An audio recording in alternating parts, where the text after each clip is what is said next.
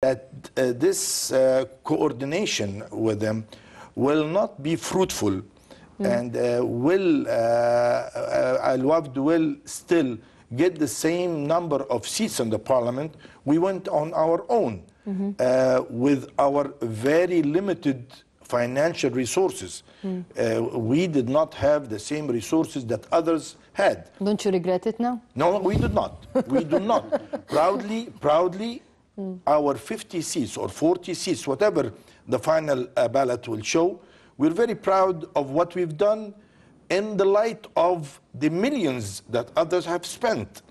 We couldn't really do the same. We couldn't just be a match for others who had this kind of finance for their campaign. We were not ready for that.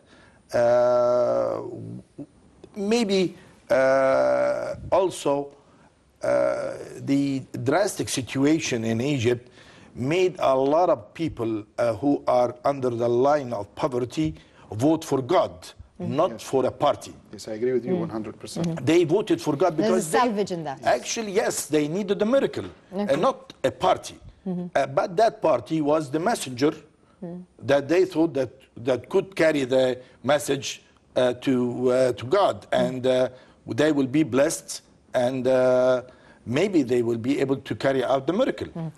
Taking into consideration our economic portfolio right now, would you say that maybe we do need a miracle, or what is it that we need to get back on our feet? Yeah, let me first, before talking about the economic situation right now, let me talk about Al-Wafd and it's what's doing right now in the elections. From another point of view, from somebody out of Al-Wafd, I think people in the street saw Al-Wafd for many years, from the late 80s, something like this, in the parliament. They are representing in the parliament, and they didn't do something drastic. Yes, so they want to see something new. They want. So they did not want same of the old. Yes. Which unfortunately the Wafd was dragged. I think so. Although I think that they are very experienced calipers, and the Wafd, they can do. I think very few people would have seen things as you were saying, because I think the Watani was the allergic aspect of it. Religious polarization, actually. Yes. About the economic situation, I think there is no miracles right now. We have to work hard. We have to know where we are now and what we are going to do to go out of this bad situation. We are in a very bad situation. We have a national salvation government. Do you think this government, even though, well, it hasn't been in office for a long time, but do you think that this salvation government is on the right track? Because we really reached a stage where we just cannot afford for everybody to come and say, I'm here temporarily, while reserves are being sapped. I don't think they are thinking this way, but somebody inside the eye of the storm, not like somebody is watching the storm from outside. So I think they are facing very terrible problems with the situation right now. Somebody said that why we are going to deal with the International Monetary Fund. Why? Somebody asking this question. The International Monetary Fund is telling that we have to raise some prices, we have to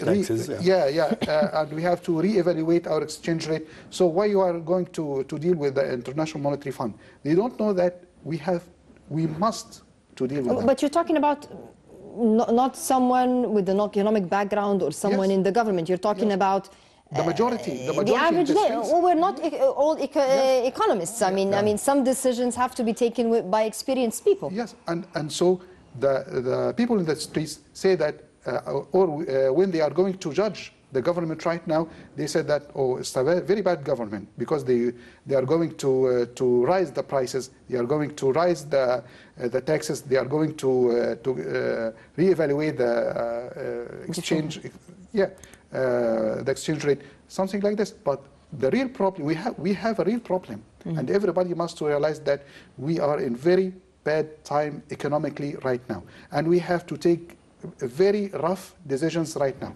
and we have to work hard to go out of this bad situation. Engineer Hassan, if I were to ask you, next week is being met with a lot of concerns.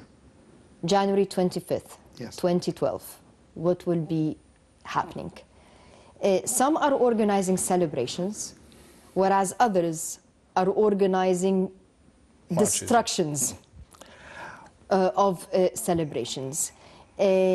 What message, because we need to wrap up in a few minutes, and if I were to ask you to direct a message to our viewers right now, how should we look on 2011 and how should we approach 2012? Even though most of us have been maybe overly ambitious with what we had foreseen for our country as far as what would we have achieved by now. But what message would you direct, especially to our youth that have a lot of temperament? My advice is the youth actually should have a body to represent them. The revolution that started with no leadership expired. We need a leader or a leadership for this revolution. We need a body to communicate with SCAF, to communicate with the parties. Maybe this body should have branches in all the parties, including Muslim Brotherhood. Actually, the young people of Egypt should be represented in every aspect of life. But I don't think that the 25th of January will carry any bad news. I think it will be a very peaceful day. Let's hope so. Let's hope so. I think let's keep our friends crossed. Someone that's less hopeful. We hope so. A message to our viewers. I hope that the revolutionary youth, which went to Tahrir Square in 25th of January 2011 and make a very good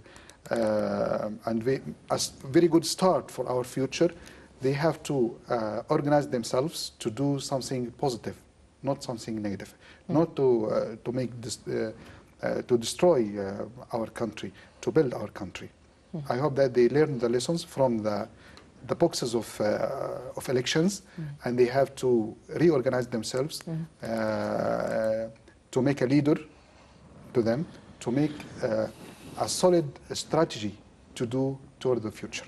Well, gentlemen, thank you very much for joining us. I wish that 2012 will be a better year for our political parties. We hope so. We hope so. And I'd like to thank you, the viewers, and wish you a pleasant evening.